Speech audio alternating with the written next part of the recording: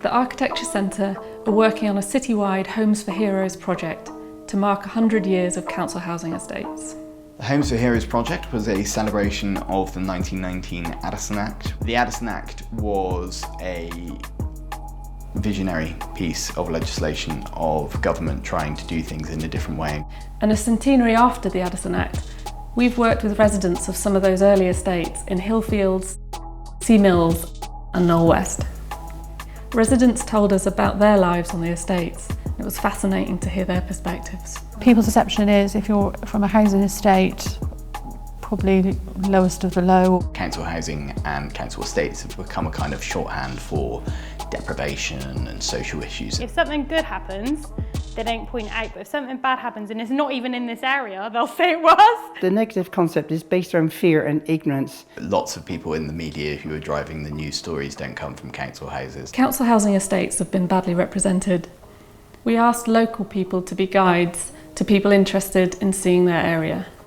So the tours are an opportunity for Bristolians to go and see some of those early examples of housing estates in Bristol.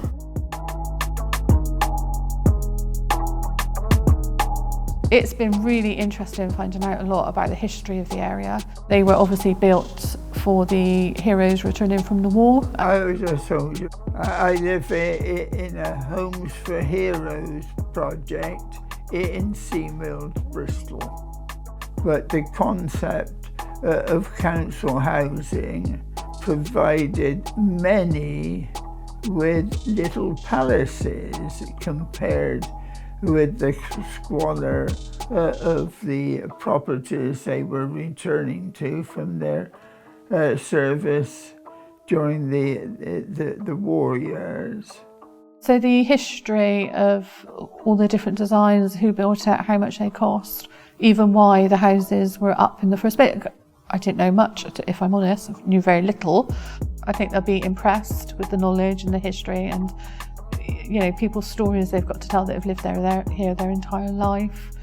These soldiers could have been some of the parents and grandparents of the current residents.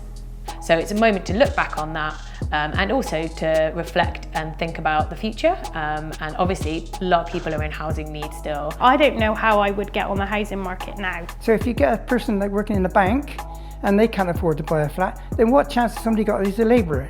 If I were to have children, I'm not sure where they would be able to afford to live, given the changes in property prices. In the last 20 years, Bristol's population has increased by almost 100,000. The council have a target of 2,000 new homes a year. How do we make these new homes good places to live?